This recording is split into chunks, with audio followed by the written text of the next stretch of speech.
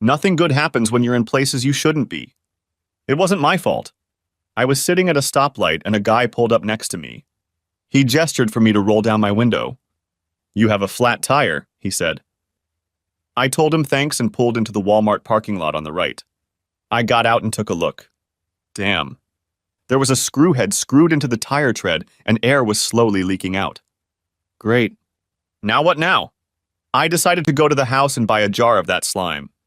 When I got back, I pulled the screw out. Big mistake. The air started coming out with a hiss. I screwed it back in and got air at the gas station in the parking lot. I was only 15 miles from home and checked it several times. If the air started to get too low, I inserted a can of slime. There was a store about 5 miles from home, and in the driver's side mirror, I saw that the tire was getting quite low. I pulled into the store and there was no air.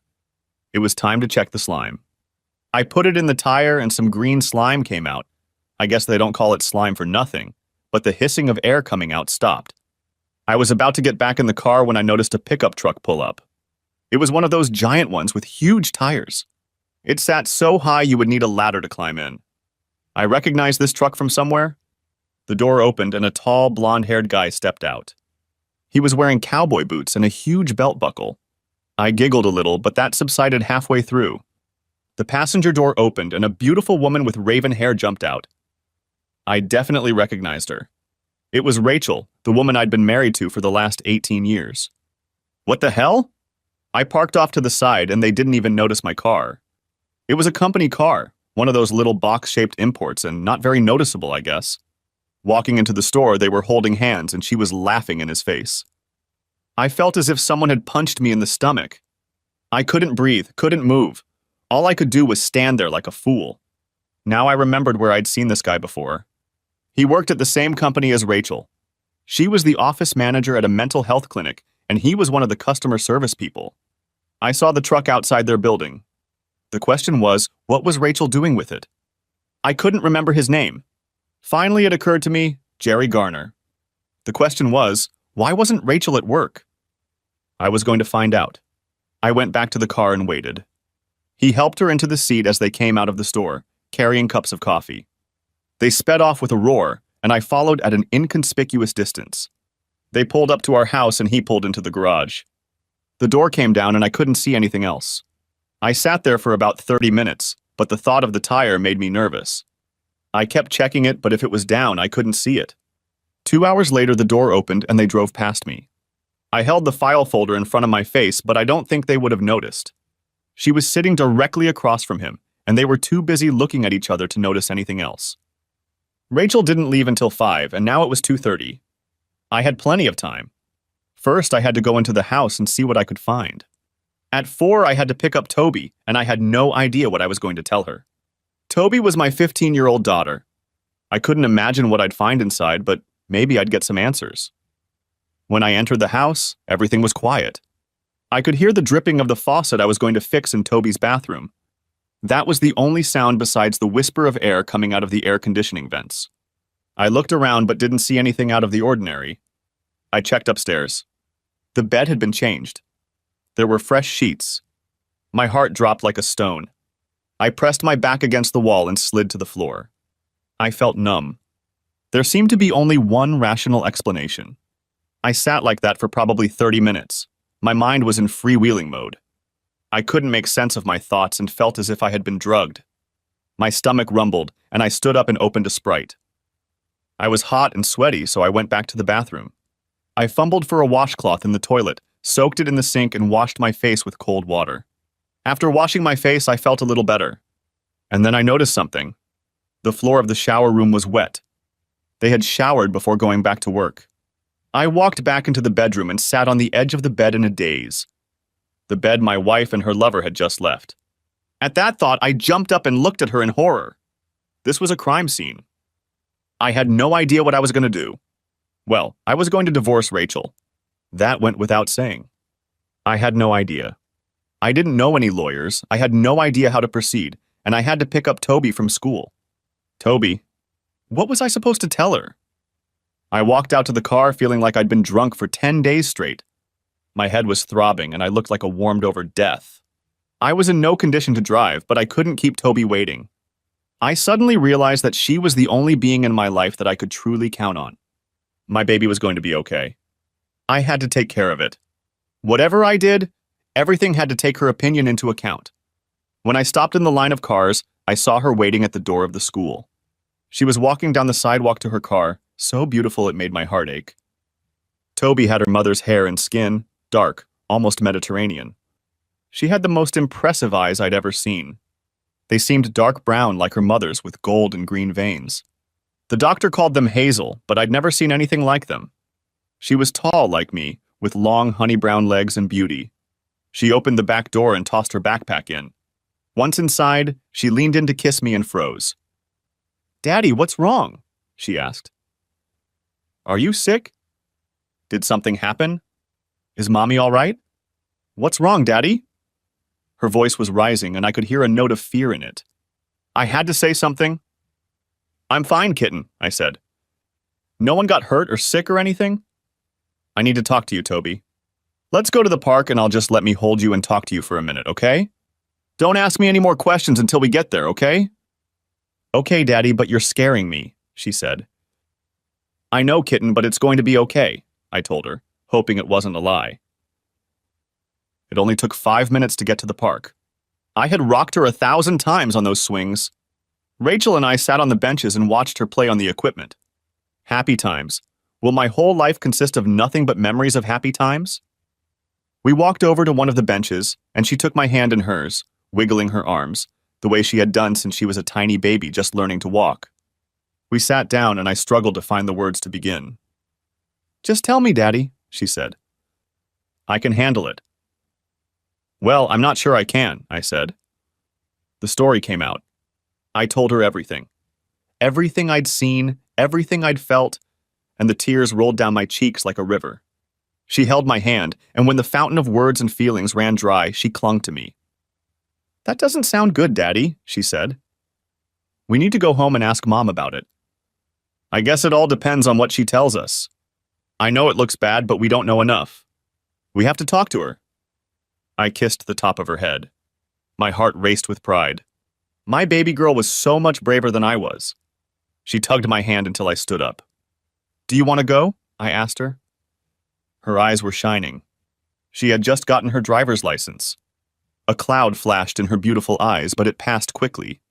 She drove home carefully, and Rachel's car was parked in the garage. That was it. She met us at the door, hugging and kissing each of us. You'd think she wasn't a cheating whore.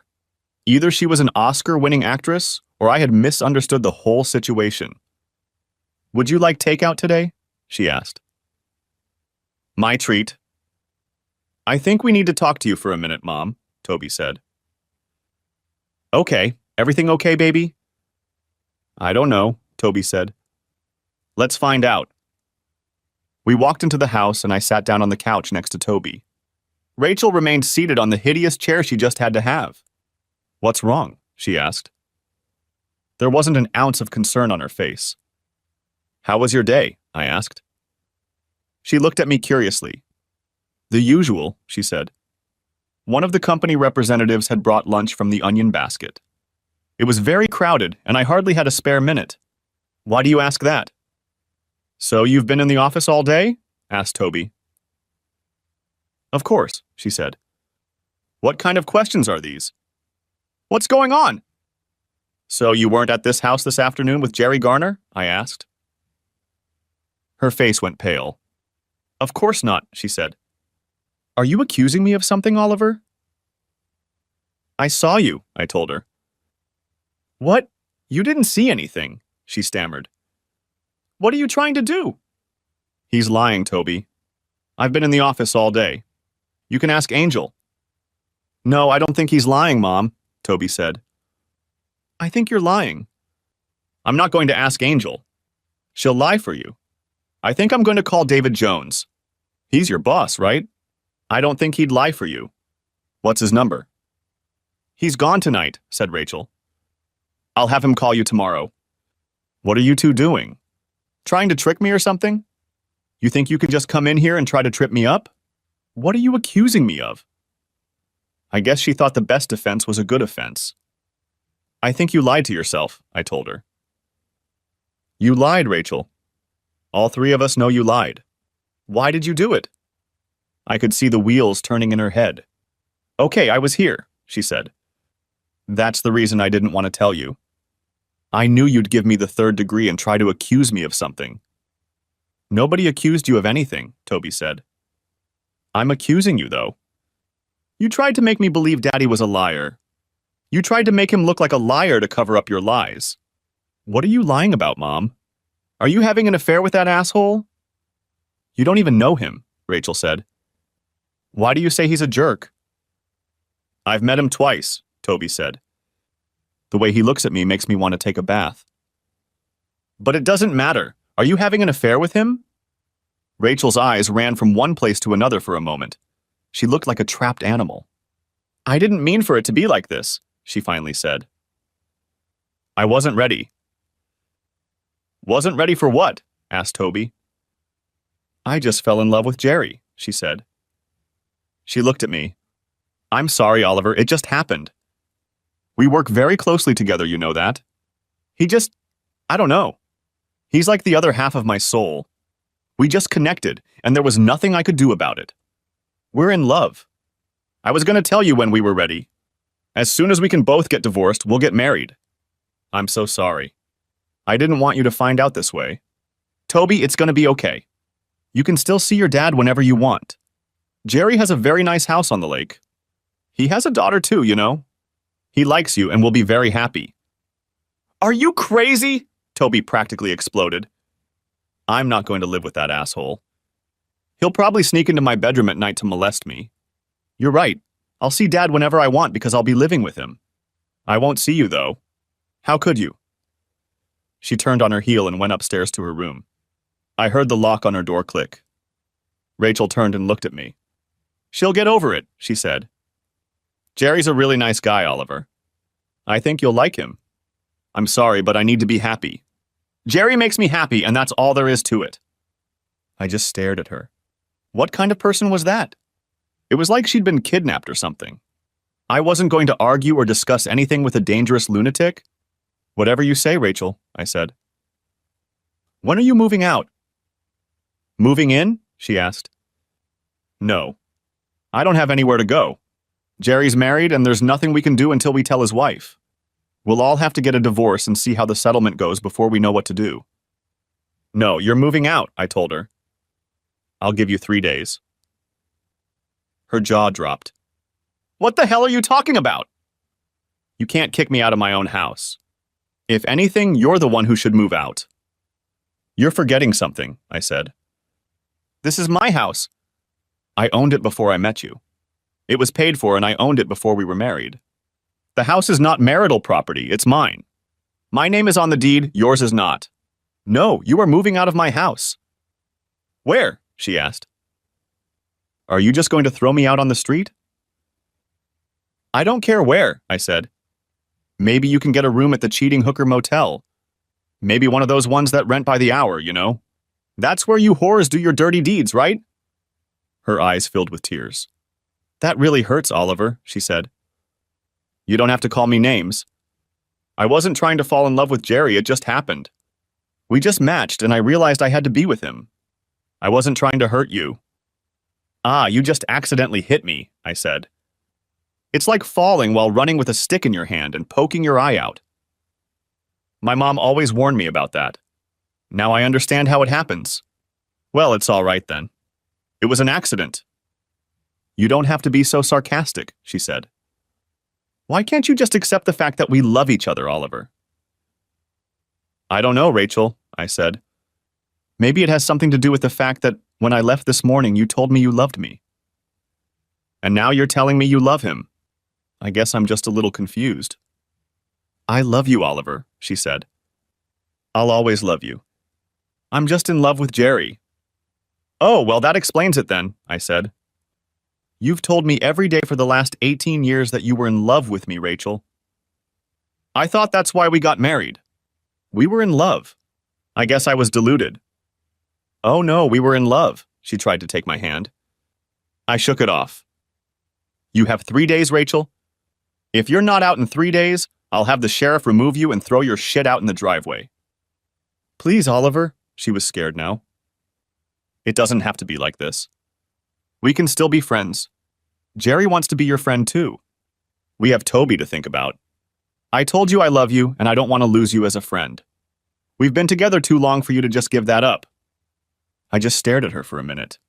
I felt all that sadness, all that loss, fade away and be replaced by a wave of red-hot anger.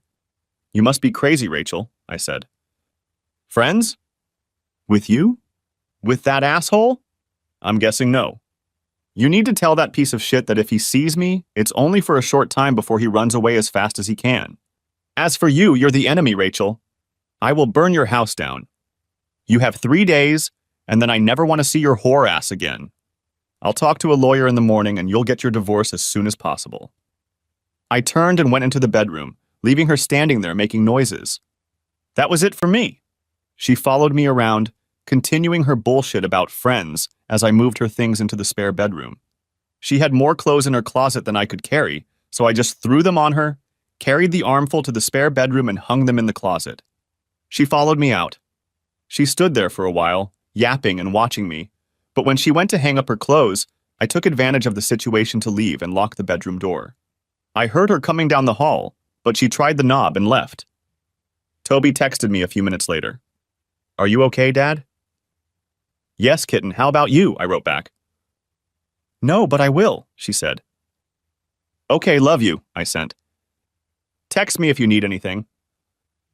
Drive me to school in the morning? She asked. I don't want to ride in the car with her. CC. I crawled into bed and lay there for hours trying to figure out what I should do. I must have dozed off around 3 and then my phone alarm rang. I got up, took a shower, and called my boss.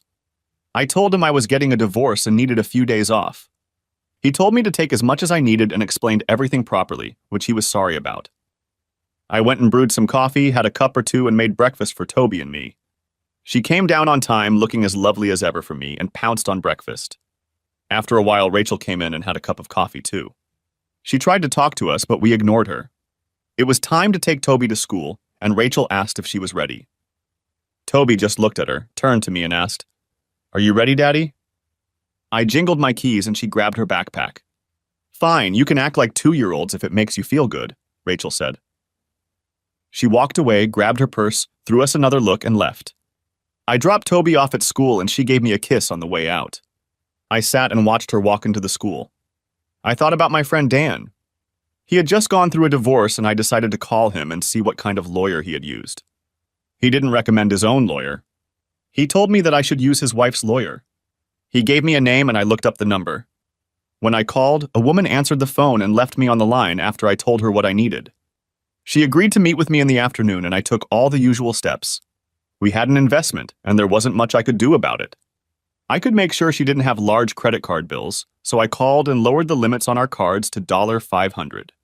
This, of course, couldn't help my style either, but I'll be damned if I'm going to finance her little scheme. My meeting with Elizabeth Baxter did not start well. She had made some assumptions, and I had to disabuse her of them before I could get to work. She assumed that I was leaving Rachel for a newer model. You need to think again, I told her. She was having an affair with a coworker. He's married, and they're both planning to divorce and marry each other. I apologize, she said. I will not represent anyone who makes moves like you say. I can't look at myself in the mirror. I understand, I said. We have a daughter. I want to minimize the consequences. Do you think it's possible for me to get custody of her? It's possible, she said. In theory, it's just as likely that one parent gets custody as the other. In practice, fathers rarely get custody, especially of female children. How old is she, and will she want to stay with you? She said she did, and she's 15, I said. It will make a big difference in the court's decision, she said. In this state, children over 14 have the right to choose, and the wishes of younger children are always considered. If she was very young, you wouldn't have a chance. Having a primary residence and the fact that the 15-year-old wants to stay with you should be an important part of the custody agreement. It shouldn't be a problem. Just do your best, I said. I was driving home and wondering what I was going to do. I was going to do something, but it had to be legal. Going to jail would cost me Toby, and I wasn't going to risk it. What avenues were open? Burning down houses, you have to be careful to make sure you don't burn your own. It's going to take a lot of thought and planning. I suspected his wife was as clueless as I was, so the first step would be to put her on notice. I needed to make a list. I was, of course, going to put her family on notice. Rachel's mom and dad loved me, and they certainly loved Toby, so letting them know was the first priority, but I wasn't sure how to go about it. Making sure all our friends knew was also on the agenda, and I thought I could stir up such a storm on social media that they would be interested in life. That was the first item on my list. She had a Facebook account for our family. I played around with it a bit, used Messenger a bit, and figured out what was up. I searched the internet and found out that good old Jerry's wife had done the same thing. I screenshot a few pictures and posted on Rachel's page that we were getting divorced, that she had found her soulmate in Jerry by posting his picture. I changed my password and logged out. It felt good. I wondered how long it would be before her friends and family started blasting her phone and Facebook page. I hoped the asshole's wife would understand what this was about. I didn't know her and felt some guilt for the storm of shit that would come down on her, but if she was like me, she'd rather know than remain in ignorance. I called my mom. The conversation went about as badly as I had anticipated, but after initial disbelief, she simply said that she would tell Dad and that if I needed anything, they would be there for me. I decided to let Rachel tell her parents herself. We were close, and I didn't want to be the cause of the estrangement. Besides, I had no idea what I was going to tell them. For some reason, the phrase, "your daughter is a cheating whore," didn't seem like the perfect message. They'd probably shoot the messenger. It didn't take a minute for things to start to fall apart. Around 2 in the afternoon, Rachel's number popped up on my phone. I answered, and she was furious. "You asshole!" Her first salvo gave me great pleasure. "You couldn't just leave it at that, could you?" "I know you blocked me from Facebook." "Put that shit away!" "Jerry's wife doesn't know. All my friends are calling me and asking what happened. My parents know." "I'm telling you, Oliver, clean this shit up."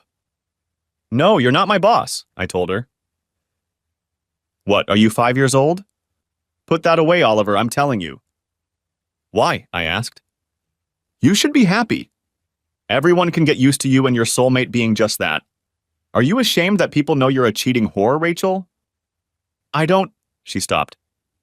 She obviously realized the absurdity of what she was about to say. "Oliver, please take it off. It wasn't supposed to be like this." "You lost any ability to choose what he would be like once you cheated," I told her. "Any right to attention, any claim you had to my respect or even courtesy is gone. I told you, you're the enemy now, Rachel. Deal with it." I ended the call. The phone buzzed again, but I ignored it. It was time to pick up Toby. I told her the result of my conversation with Elizabeth Baxter, and while she was pleased that she was likely to be with me, on the whole, she was not at all pleased. "What is wrong with her, Papa?" she asked. "You know I love her, but she's always been a little strange." "I never felt she was grown up. Not like you, anyway. It was always like you had 2 kids, her and me. Didn't you ever notice?" "Not like that," I said. "Now that you mention it, she's always been impulsive, but she's always been like that. I never thought she'd do something like this." "Well, we'll have to make the best of it," she said. "Daddy, I don't ever want to be in the same house with that creep without you being there." "I don't care what you have to do, just make sure it doesn't happen, okay?" "I'll do my best," I promised. We bought pizza on the way home, and I was just enjoying my second slice when my phone buzzed. It was Bob, Rachel's dad. I wasn't expecting it. I told Toby who it was, and she told me to put it on speaker. He got straight to the point. "Oliver, I don't know what exactly is going on, but Rachel came here last night and asked if she could stay with us." "Care to explain how that happened?" "Did you ask her?" said I. "She said you kicked her out." "Well, yes, but did she tell you why?" "No, she said she was going to explain but wasn't ready." "Are you sure you don't want to wait for her explanation?" I asked. "Can't you just tell me?" he asked. "She was having an affair with Jerry Garner, the guy where she works. He's planning to divorce his wife, she was planning to divorce me, and they're dating," I said. "What? That's crazy, Oliver. How do you know that?" "I caught them together yesterday. I said. Besides, she told me. Are you sure you didn't mishear? He asked. Toby spoke up. Hey, Grandpa. I was listening. Dad put me on speakerphone. There's no miscommunication. I was there when she told him. I'm sorry, Grandpa. I love you? She sobbed, and he heard it. When he spoke again, his voice cracked. Don't cry, my love. Please. Just be strong, okay? I love you too, and so does Grandma. I'll try to talk some sense into your mom. Oliver, are you still here? Yeah, I'm sorry about that, Bob. Don't worry about Toby. You are her grandparents, and nothing will change that anymore. I know you love Rachel and will do what you have to do. I respect you more than I have words to tell you. I hope you don't hate me when this is over. That's never going to happen, he said. I'll find out what's going on. Call me if you need anything. It went better than I feared. Stuff happens and you do the best you can. There is no need to detail what went on during the divorce process. Most people know plenty of people who have gone through it. It was long, painful, and never once got better. Rachel was obviously delusional. She imagined she would get custody of Toby. That didn't happen. Miss Baxter was as good as advertised. I got full custody based on Toby's desire to live with me, and after hearing from Toby in a private meeting, the judge ruled that Rachel was entitled to unlimited visitation, but not the kind where Toby was left alone with her and Jerry Garner. In any case, it had become unimportant. His wife divorced him, but it seems the whole soulmate thing was a bit exaggerated, at least on his part. 2 weeks after I found out about their affair, he was ready for a new conquest. All those grandiose plans evaporated like fog on a sunny day. It took 7 months for the divorce to become final. Rachel changed her mind. I was surprised when, at the second court hearing, she asked the judge to schedule counseling. Neither Miss Baxter nor I could say anything. It didn't seem to matter, and the judge ordered it. We were to have 8 to 10 sessions. We got some weird old hippies. At the first session, we were asked to state our goals. Rachel's goals were long and complicated. She seemed to think that I should realize that the pursuit of her happiness was the main purpose of the universe, and that I should understand that she wanted no evil, only happiness. Mine, on the other hand, was much simpler. What is your purpose in these classes, Mr. Berriman? He asked. My goal is to finish them off, I said. Our spiritual master frowned. Mr. Berriman, do you really not want to solve the problems that brought your marriage to this state? I'm sorry, Mr. Rodman, but it wasn't my problems that brought my marriage to this state. And I really have no interest in working on them. I'm quite happy with my problems and intend to die with them. Rachel was just as horrified as Mr. Guru and didn't hesitate to take the bold step. Oliver, how are you going to go back to the way things were if you won't at least discuss it? I don't want to, I said. Let me make this clear to both of you. I have no business getting back on track or working on problems. I'm here by court order. I'll do whatever I need to do to honor that order, and then we'll go back to court and get divorced. That's my plan. Do you know that if I go back to the judge and tell him you refuse to cooperate, you could be held in contempt of court? Said Mr. Pat Guide. I don't know about that, I said. You mean if you go back to the judge and lie? These sessions are recorded. I'm sure my attorney would be happy to subpoena you and expose your perjury. I'm here, I'll do whatever you say. You asked me what my goals are, I told you what they are. You see, I'm cooperating. He blushed. I'm sure the judge expected you to try to work out the problems between you, he said. I'm not responsible for the judge's expectations, I told him. I'm only responsible for my own. He tried to make things difficult. He gave me homework assignments that involved spending considerable time with Rachel, and she worked diligently to wear me down. Oliver, what would it take to get you to give up the divorce and work things out? She asked. God's providence, I told her. She waited for me to explain it, but I said nothing. What do you mean by act of God? She finally asked. Well, if you have a way to turn back time and not entertain good old Jerry, it'll work, I said. Otherwise, I've never heard of anyone but God having that kind of power. Do you have any powers you haven't told me about, Rachel? Well, other than the ability to attract other men with your feminine charms. We continued to do the dull exercise, repeating mindless mantras, and finally it was over. We returned to court, and the judge asked if we had made any progress. Your Honor, there is no likelihood that my client will remain married to his wife, Elizabeth Baxter said. We would like the divorce to be finalized as soon as possible. My client and his daughter have dragged this process out long enough. Apparently, the judge agreed, because 10 days later the order arrived in the mail. Toby saw her mother quite often, since she loved her grandparents and spent a lot of time with them. Every once in a while, Rachel would plan something that Toby agreed to do with her, but it was never the same. She socialized with her friends, and one in particular was at the top of her list. It was a petite blonde named Sabrina. It seemed like she practically lived with us. She was as cute as a month-old kitten and as sweet as honey. I was happy we had her, and they began to involve me in their activities. One of their favorite activities was water skiing. We had a boat, and when summer vacation started, we would go to one of the nearby lakes on Saturdays. On Monday, they asked me if we could go to the lake for the weekend, take our RV, and stay until Sunday evening. Since my social calendar wasn't too busy, I decided that was a great plan.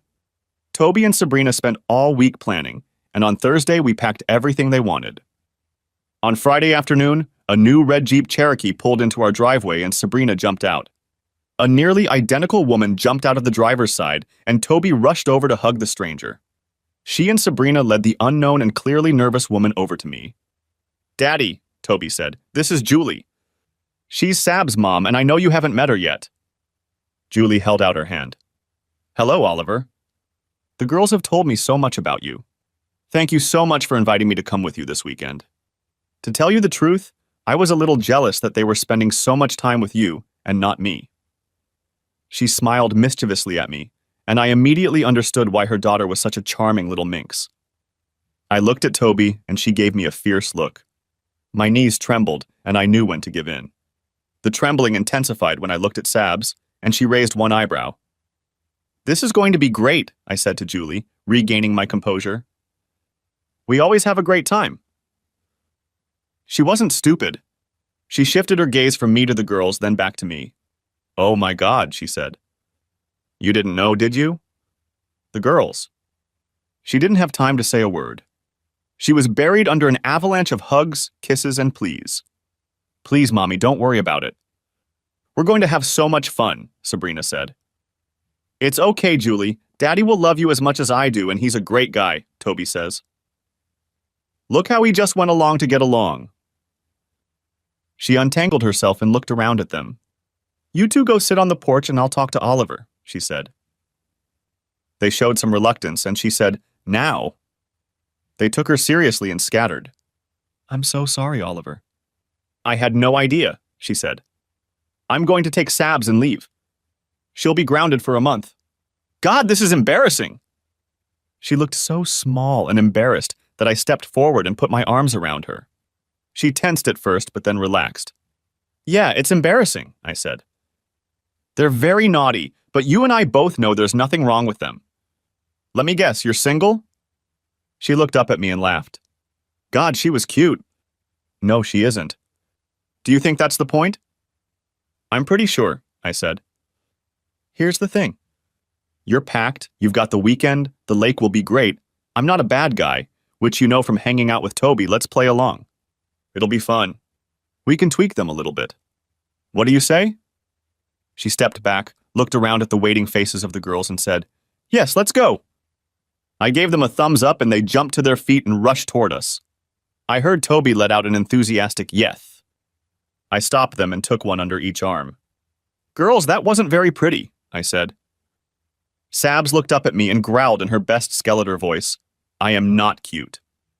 It made us all sad and I couldn't go on any longer. They were too sweet and innocent. We know what you're trying to do, I told them. Stop it, I'm serious. You can't just take other people's lives for granted. Yeah, but I love Jules and I didn't know how to introduce you to her, Toby protested. Well, you could have just told me, I said. She looked a little sad. It's okay, kitten, just don't do it again, I said. She brightened immediately. Sabs tugged my hand. Let's go. I can't wait. It's going to be disgusting, Oliver, you'll see. Julie laughed. Sounds to me like it should be the height of awesomeness, Oliver. But she's right. We're killing daylight. We grabbed 2 bags from her Jeep and climbed in. We secured the boat, and after picking up propane, we hit the road. It was a half hour to the lake, and Julie sat up front with me. The girls put on some awful music through their Bluetooth connections, and we started getting acquainted. As it turned out, Julie had her own insurance company and was also a financial planner. I kept my eyes on her during the conversation. God, she was so cute. I wondered if Sabs would look like her when she was Julie's age. She looked a lot younger than me, but it turned out she was only 3 years younger. She was probably 5 feet tall, had light blonde hair down to her waist and a nice tan. She had huge brown eyes, high cheekbones, and a perfect heart-shaped face with a widow's peak on her broad forehead. She was wearing jeans and a button-up top, but she was slim and trim. I didn't want to peek at her, so I didn't get a good look at her until we got to the lake. We got a parking spot for the boat and then the van. They took me outside while they changed clothes. Meanwhile, I hooked up the water. They came out when they were done changing. I went inside, put on my swim trunks and t-shirt, and we were ready to go. We grabbed a cooler full of drinks and hit the road. We pulled out of the no-wake zone and I opened the boat launch. We ran a couple miles around the lake and they were ready to roll. The long t-shirts were removed and the girls appeared before us in their usual awkward beauty. Julie was something else. There was nothing awkward about her. I said she was slender, but she was petite. She had all the woman in her. She turned and caught my gaze. She smiled and winked at me. Everything about her was perfection in miniature. "Done?" she asked. Her smile spared me the discomfort. Her teeth were perfect too. I laughed. "For now. You know what you look like, Julie. I'm a man." She came over and sat down so she could talk to me and keep an eye on the girls. We spent 3 hours skiing and Julie turned out to be very good. She steered the boat while I skied and she was good at that too. I wasn't as good as her or the girls. Physics was just against me, but I held my own. We went back to the park and they started wrapping up. The van had a grate stove, but the girls wanted to cook outside. We got the camp stove out, and I built a fire in the grill in the lot. I grilled wieners while they cut and fried potatoes and onions and opened cans of pork and beans. We cooked and packed a few meals at home, but it was our first night, and camp always cooks good. We sat down at the picnic table provided by the hotel, and soon we were talking as if we had known each other all our lives. Julie became Jules, which is what the girls called her, and she liked it, and she called me Ollie. The girls mentioned several times that Jules was single, and I finally asked her why. "God, you're gorgeous, funny, smart, you have your own business. Why haven't some man taken you in yet?" For a moment, she was silent. "Well, the main reason is Sabrina," she finally said. "I was young and stupid, Ollie. I was in college and thought I had the love of my life. A week before I graduated from college, I found out I was pregnant. I wasn't too upset. We talked about getting married as soon as we graduated from college." "I guess that plan didn't work, since you're talking about it in the past tense," I said. "No, it wasn't. 3 days after I told Brad, I found out he had been cheating on me for a month. I dumped him and never looked back. When Sabez was born, I didn't have time for a social life for a while, and then I immersed myself in building my business. By the time I could catch my breath and even think about dating, I realized I had this precious gift from God in my life, and I couldn't do anything without considering her." "I understand," I said. "I feel the same way about Toby. As long as I have her, she comes first for me. I can't put into words how important she is to me. She is everything that has kept me sane for the past 18 months. She put her little palm on my hand. "I know," she said. "She tells Sabs and me everything." "I'm so sorry, Ollie." "Yeah, life can be a bitch sometimes." We both sort of sighed. We looked up and saw 2 pairs of approving and loving eyes looking at us. They were talking in whispers, sitting in camp chairs under the shade of the canopy. "I love your daughter," I told her. "It seems like she's almost mine, all the time she spends with us." "She loves you too," she said. "She told me the other day that you look like the father she never had." When I looked at her, those big brown eyes turned liquid, and a tear rolled down one small brown cheek. I brushed it off with the back of my finger. "She's a wonderful girl," I said. "I think her mom is a special woman for raising a girl like that. And she's very brave for doing it on her own." She smiled, flashing her eyes, stood up, kissed me on the cheek, and walked over to the girls. We had a great weekend, and as she was driving away from our house, I walked over and knocked on her window. Jules, would you consider going out with me next Friday? I asked. Sabs squealed with delight, and Jules smiled his ingratiating smile. What time? 6? I asked. We'll have dinner and then we'll do something, okay? Oh, and Toby can stay with Sabs while we're gone? Sounds wonderful, and of course. She kissed my cheek and they left. Toby was waiting for me in the entryway. So? She asked. Did you ask her out? Did you kiss her? I put my arms around her and slapped her butt. Yeah, that's me and none of your business. She squealed, and the same sound was made by Sabs. I knew it. She's perfect for you, Daddy. I love her so much and Sabs is like a sister to me. I shrugged. What happens, happens, Toby. You can't make it happen. Stop playing matchmaker. She pressed her face against my chest. I know, Daddy, but you were never going to do anything but just love me if I didn't do anything. It's not like I didn't enjoy being the only woman in your life. I laughed. Well, you'll always have a place in my heart that no one else can touch. You're my baby, and that will never change. She purred and snuggled up to me for a minute, then left to take care of Toby's business. Our first date went well. I invited her over to play racquetball. She was new to the sport, but she had played tennis, and the mechanics of hitting were about the same. Once she got used to the rules and hitting off the walls, she did well. It didn't hurt that she was a natural-born athlete either. She was fast as lightning and could change direction much faster than I could. Her diminutiveness helped. After work was over, we chilled out at a table near the court, drinking and relaxing. She grabbed her phone. Let's take a picture of the kids, she said. We struck a pose with rackets and goggles and she took the picture. They responded immediately and we had a good memory. We both showered and I took her out to eat. There was some really good Italian food there and we made pigs of ourselves. We were finishing our wine, Jules was sitting next to me in the booth, and we just leaned back, talking quietly and relaxing. It seemed natural to put my arm around her, which I did. She pulled herself close to me and smiled. I thought again about how sweet she was and realized that she would always be sweet. That was something that wouldn't change with age. When we pulled up to her house, she leaned toward me and looked at me expectantly. I realized that she wanted me to kiss her, so I did. I wanted to kiss her, even more than she probably wanted to be kissed. It was long and delightful. Her lips were soft and sweet, and she tasted like wine and cherry chapstick. As we moved farther apart, I noticed that the drapes were moving. I think we have an audience, I noted.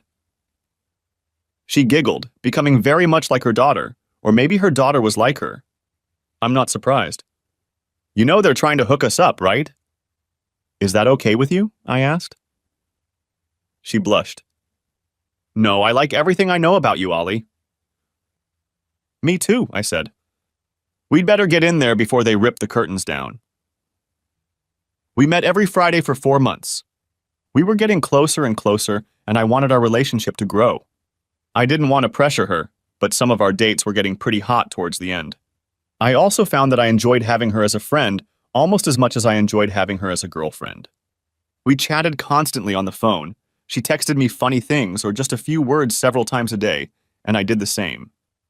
I'd seen something or heard something, but I knew it would make Jules laugh, and I needed to share it with her. We became very close, and I knew everything about her life, as she knew about mine. We started having dinner together, all of us, every Tuesday, and just spending time together, playing games, and I was almost as much in love with Sabs as I was with her mother. They were very much alike, and if you knew one, you knew the other almost as well. There were subtle and significant differences, but they were both utterly adorable, and the differences only emphasized the similarities. Life was beautiful, and the only overshadowing was Rachel's constant presence. She was still a part of Toby's life and therefore mine. I wanted nothing to do with her, and the sight of her annoyed me. She never stopped trying to talk to me every time she came to pick up Toby or I took her to her grandparents. She still lived with them.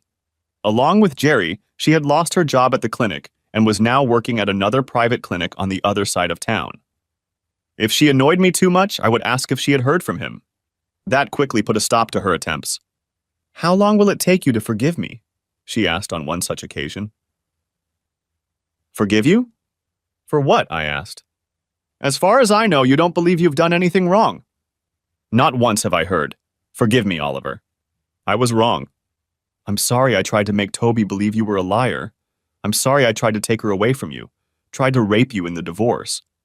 And worst of all, not once have I heard I'm sorry I cheated with that dirty little girl behind your back. I didn't hear her then either. She couldn't take responsibility for her actions.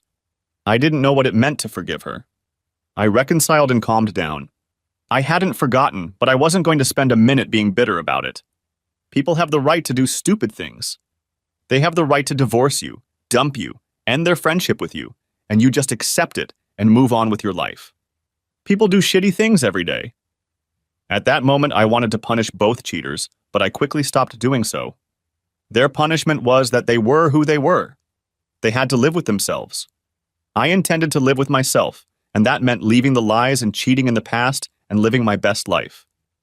Rachel was an unhappy woman, and I sincerely wished any misfortune in the world on dear old Jerry, but it would not come at my hand.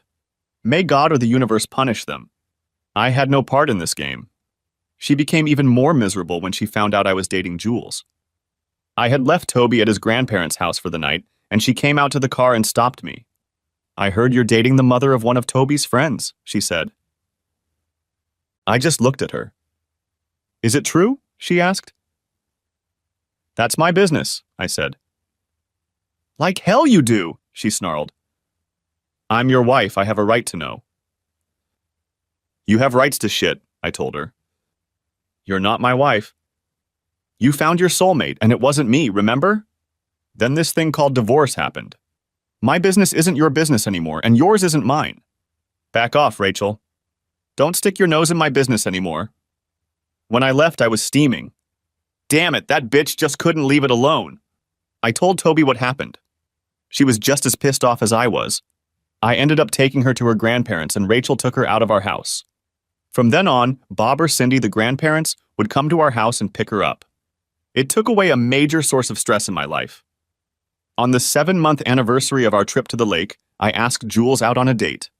We went to a nice restaurant and a club. She didn't drink much, only a beer now and then or one glass. That night she had 2. I raised an eyebrow when she ordered a second one. She laughed. Yeah, I'm wild and crazy today, aren't I? You're perfect, just like you always are, I said. Do you really think so, Ollie? She tilted her head to the side. Because I think you're pretty perfect too. If I'm so perfect, why haven't you asked me to spend the night? I must have looked pretty stunned because she laughed. Didn't you even think of that? I found the strength to gather my thoughts. Yes, Jules. I haven't thought about anything else since that first day on the boat when I saw you in a bikini. When we started dating, I realized you were something different, special, and I didn't want to pressure you or scare you off. You won't scare me off, she said. I told the girls not to wait. Really? What are we doing here? I asked. Oh my God, Jules, let's get out of this place. Do you want to spend the night with me? She blushed, taking my hand and letting me lift her to her feet. More than anything else in the world right now. She practically snuggled up to me as we got out of the car, and she held onto my arm the whole way home, resting her head on my shoulder. I let her out when we pulled into the garage, and she snuggled against my side all the way to the bedroom. We fell asleep in each other's arms and made love twice during the night, once on my initiative, once on hers. I woke up the next morning lying on my back with Angel half lying on top of me, her hair covering us and her cheek resting on my shoulder. I just watched her sleep, mindlessly playing with her hair until she opened her eyes. My place is here, Ollie. I know, I said. Would you like to wake up here every morning? She opened her eyes and looked at me. You mean living together? No, honey. Well, yes, but I mean, will you marry me, Julie Barnes? She lifted her small left hand between our faces and wiggled her fingers. Ooh, she said. Something seems to be missing. Hold that thought, I said. I started to get out of bed. I'll hold that thought, she said, but I can't hold anything else.